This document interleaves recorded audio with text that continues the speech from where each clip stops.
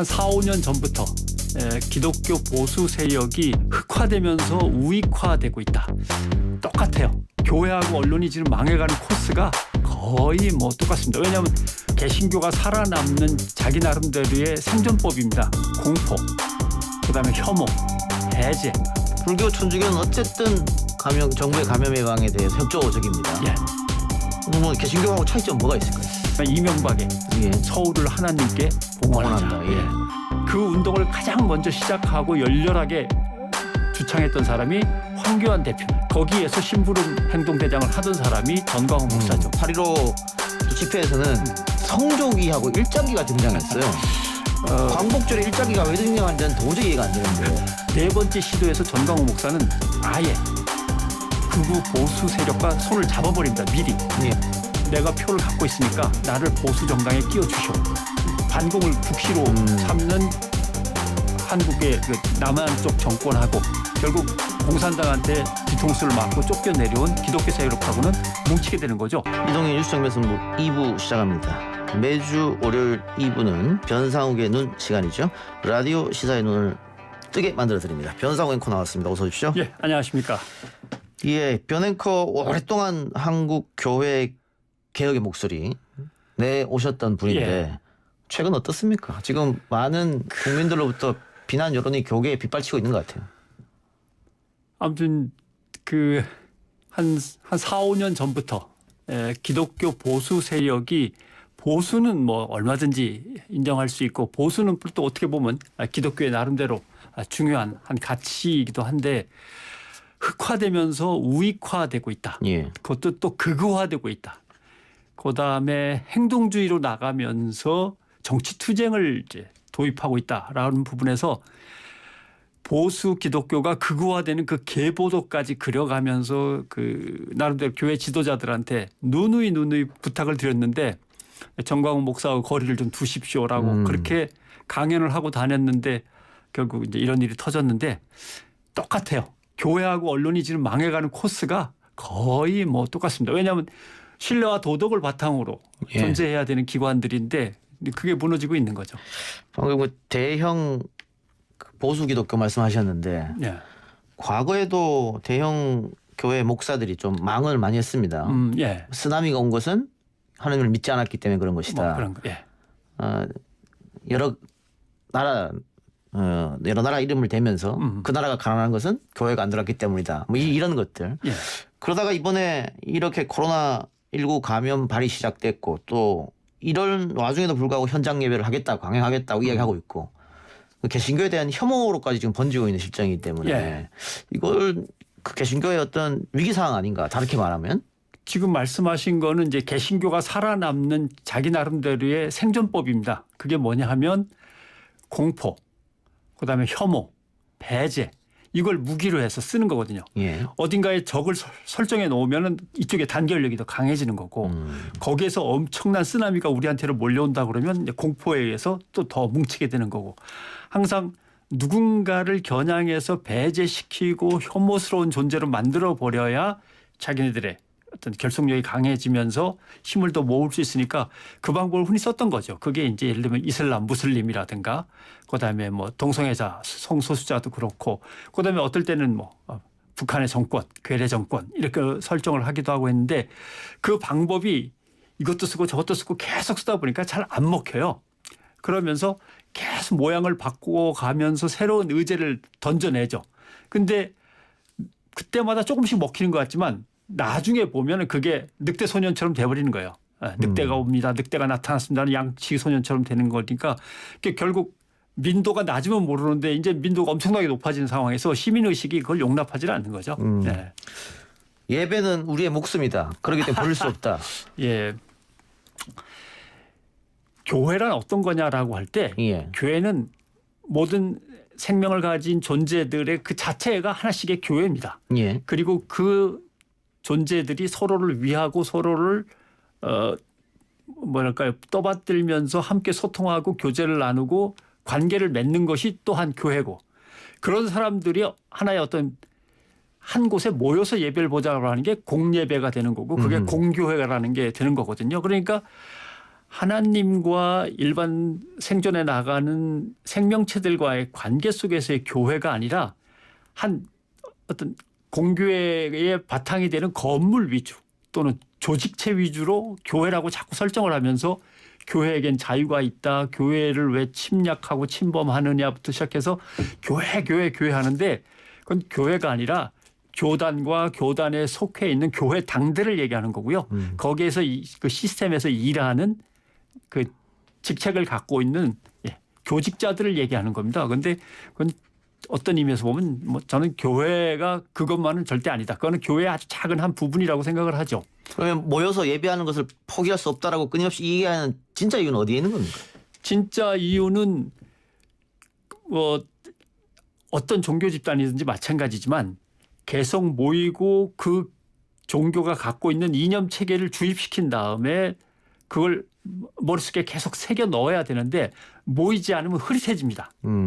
왜냐하면 각자 집에서 하셔도 됩니다 할 때 집에서 간절하게 기도하고 열심히 성경 공부를 주석서를 찾아가면서 할 사람 별로 없거든요.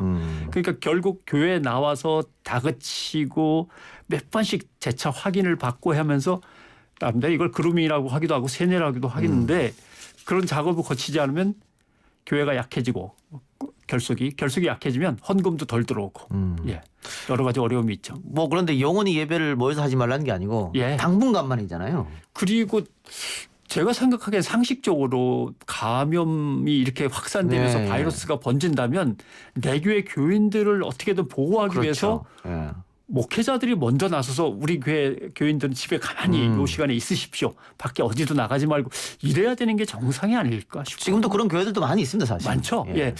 특히 이제 이번에 주말 지내면서 부산에 부기총이라고 하죠.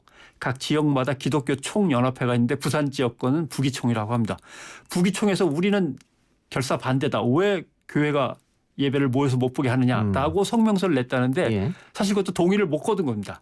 그 위에 집행부하고 실행위원회 몇 명이 모여서 야 어떻게 저 정권이 우리한테 이럴 수가 있냐. 반대 성명 내자라고 해서 결의가 된 거지 그 부기총 부산 기독교 총연합회를 결성하고 있는 교회들의 뜻을 모은 게 아닙니다. 그래서 나중에 반론들이 많이 SNS를 통해서 올라왔죠. 우리나라 3대 종교라고 하면 불교, 천주교, 개신교일 텐데 불교, 천주교는 어쨌든 정부의 감염 예방에 대해서 협조적입니다. 뭐 개신교하고 차이점 뭐가 있을까요? 개신교의 그 나름대로 아픈 꿈이 있어요. 왜냐하면 카톨릭 같으면 교황이 한 말씀 하시면 다들 난리가 납니다. 세상이 들썩들썩하고. 근데 개신교는 개교회주의로 흩어져서 각각 역량을 발휘하는 거지 거대한 모임이라는 거나 시스템이 없거든요. 그래 아무리 떠들어봤자 세상이 알아주지 않는다 해서 뭔가 우리도 카톨릭 같이 뭔가 이렇게 거대한 그 집합체를 하나 만들어야 되는 거 아닌 꿈이 늘 있어요. 그래서 보면은 기독교 총연합회, 교단 총연합회, 교회 협의회 해갖고 그 전체 한꺼번에 모이지 않은 연합회, 협의회가 되게 많습니다. 그런데 또 하나는 개신교가 남아있는 나라는 3개밖에 없습니다. 어떻게 따지면 독일, 미국, 한국입니다. 독일은 이미 그 개신교가 히틀러 때 히틀러에게 부역을 했기 때문에 나름대로 대외적인 활동은 이제 거의 없고 이제 사람들이 삶 속으로 스며들었고 미국 개신교가 결국은 세계의 주축이 되고 거기에 이제 한국 개신교가 따라붙었다가 지금은 미국이 좀 시들시들하고 한국이 오히려 올라선 그런 입장인데 개신교가 세계의 어떤 교황청, 로마 교황청 같은 그런 큰 시스템을 갖추고 싶어 해요. 그걸 갖다가 여러 가지로 표현할 수 있는데 어떤 거는 미국의 애국주의하고 결합해서 미국이 우선 세계 최고 국가가 돼야 되고 그러면 미국의 개신교는 당연히 세계 종교화할 수 있다라는 꿈이 있고 미국과 한국과 이스라엘을 묶어갖고 새로운 개신교 공동체를 만들어서 이것이 지구촌을 점령할 수 있도록 해야 된다. 이런 꿈도 있고 여러 가지 꿈이 있습니다. 그중에 이제 미국에서 생길 때마다 그게 한국으로 건너오는데 미국과 한국이 개신교의 어떤 연맹이 되어서 세계를 한번 제대로 휘어잡아 보자라고 하는 것에서 그걸 갖다 각 민족의 복음화라고 하는 거죠. 민족 복음화.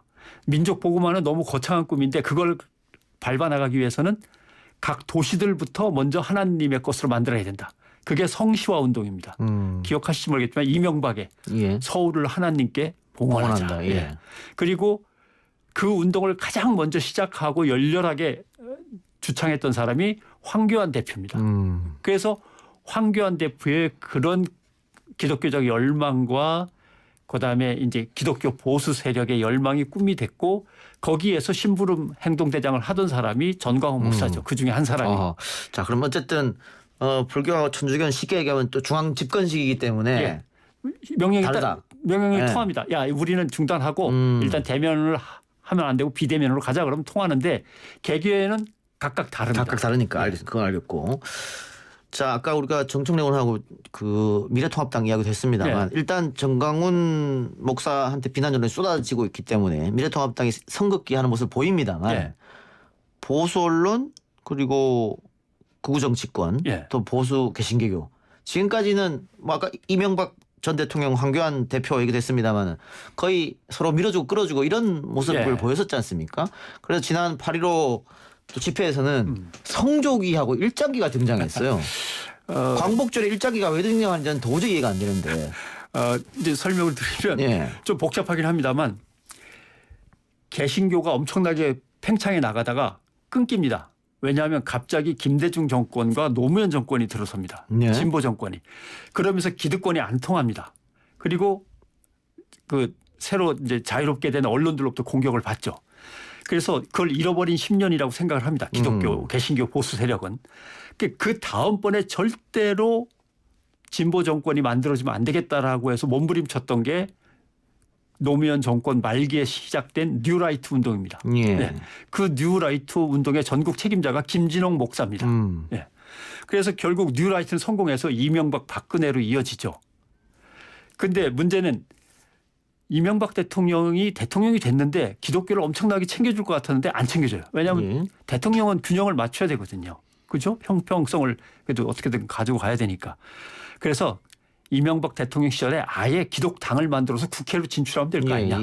그래서 그게 제일 활발하게 놔두던 사람이 누구냐 하면 전광훈 그리고 장경동 이런 이제 젊은 세대죠. 그 사람들을 모든 원로 기독교 보수 세력이 다 밀어줬습니다. 근데 1차, 2차, 3차까지 갔는데 이게 안 돼요. 왜 안 되냐면 보수 정당도 으쌰으쌰 다 해줘서 보수의 바람이 불긴 부는데 막상 표를 찍으면 신한국당이 가져가고 한나라당이 가져가고 새누리당이 가져가지 기독당을 안 찍어줍니다. 원내진에 다 실패했죠. 그렇죠. 다 실패했죠. 3%를 못 했고 돈만 날렸죠. 그러니까 마지막에 전광훈 목사가 고민한 것은 그러는 동안에 순복음교회 조용기 목사를 비롯해서 맨 처음에 밀어주던 원로들이 다 떨어져 나갑니다. 전광훈이라는 인물이 그만한 인물이 못 된다. 그리고 국민들이 어차피 기독당을 안 찍어주게 생겼다 해서 다 떨어져 나가니까 네 번째 시도에서 전광훈 목사는 아예 극우 보수 세력과 손을 잡아버립니다. 미리. 기독당을 꾸리려고 하는 게 아니라 보수 세력과 어떤 극우 정당을 하나 만들려고 하는 거죠. 거기에 걸려있는 사람이 김문수. 이번에 같이 당을 만들어서 총선에 나가지 않았습니까? 김문수를 만나기 전에는 그저 김무성, 홍준표, 황교안 이런 분들을 계속 만나면서 내가 표를 갖고 있으니까 나를 보수 정당에 끼워주쇼. 어떤 극우 정당에 끼워주쇼. 함께 만듭시다. 이렇게 해갖고 판을 벌렸던 거죠. 그러다가 이번에도 역시 버림을 받았죠. 저 아까 뭐 김대중 노무현 10년을 잃어버린 10년이다. 개신교에서 이렇게 얘기했다고 했는데 그 전에 YS 때는 장호 대통령 만들자고 또 했었지 않습니까? 그런 운동이 있었지 않습니까? 그러면 우리나라 개신교가 왜 이렇게 보수화가 됐느냐. 원래 이 조선 반도에 개신교가 들어왔을 때는 지금의 이북 지역이 굉장히 활발했지 않습니까? 평안도 지역이죠. 평안도 지역이. 그래서 뭐 한국 전쟁 전후로 해서 또 해방 전후로 해서 그 이북 쪽에 있던 사람들이 많이 내려왔다 남한으로. 그러다 보니까 그 북한 측을 적대시하는. 그렇죠. 그러다 보니까 보수화되지 않았느냐. 뭐 이런 분석도 있던데요. 평안도라고 하는 세력은 한양을 중심으로 한 이 기호 세력, 경기도 수도권 세력한테 늘 떠밀려 가지고 벼슬도 못하고 처져 있었습니다. 근데 아주 뭐 활기차고 기질적으로는 상당히 이렇게 뭐랄까요. 이렇게 좀 진취적이라고 할까요? 이런 성격을 갖고 있거든요. 그래서 기독교가 신문명을 가지고 올 때 그걸 제일 먼저 받아들이고 기독교화했는데 공산주의 정권한테 완전히 뒤통수를 맞고 가진 재산을 다 뺏기면서 이제 이남으로 내려오죠. 김일성 집안도 굉장한 개신교 집안이었지 않습니까? 그래서 결국은 반공을 국시로 삼는 한국의 그 남한 쪽 정권하고 결국 공산당한테 뒤통수를 맞고 쫓겨내려온 기독교 세력하고는 뭉치게 되는 거죠.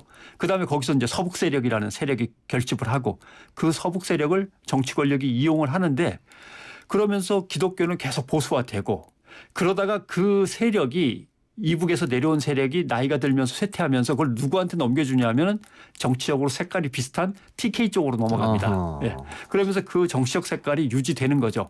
그런데 문제는 미국이 자꾸 북한하고 싸우다가 이제는 대화도 시작을 하고 그다음에 중국이라는 나라가 엄청 커지고 하니까 이 정리가 안 되는 거죠. 보수 기독교 세력은 미국 대통령이 북한의 최고 책임자를 자꾸 만나고 그러니까 결국은 어떻게 나누냐면 한미일 동맹과 그다음에 중국, 북한, 북중 세력 이렇게 해갖고 선을 갖다 그룹 대 그룹으로 나누는 거죠. 그래서 성조기 일장기가 같이 등장하는 성조기와 일장기가 같이 나올 수밖에 없는 그것도 8.15 집회에.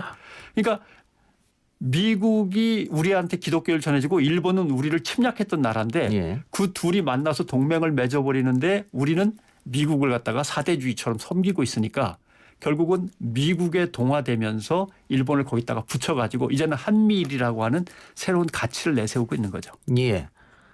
그렇군요. 또 하나 오늘 조선일보 사설에서 집권당이 강북절 집회와 통합당을 무리하게 엮고 있다 이런 비판을 했습니다. 그런데 8.15 광복절 집회한다고 그 주최 측에서 광고를 신문에다 했는데 거대 언론사에서 다 실어줬습니다. 그렇죠. 국민일보도 실어줘서 지금 뭐 노조에서도 문제가 많이 지금 제기를 하고 있는데 그 언론사 광고가 오면은 무조건 다 이렇게 내보내는 겁니까? 돈이 된다면 뭐든지 합니다. 지금 코로나19 이렇게 확산됐고 그리고 8.15 집회를 하게 되면은 문제가 있을 거라고 계속해서 얘기를 했었지 않습니까? 그럼에도 불구하고 광고를 내줘 버렸어요. 보도와 광고는 완전히 분리된다고 생각하는 거죠. 그러니까 광고가 힘이 있어서 보도를 잠식해 들어가서 보도를 움직이면 안 된다. 그러니까 보도하고 광고는 완전히 분리돼야 된다라고 가르쳤는데 그 가르친 걸 슬쩍 비트는 거죠.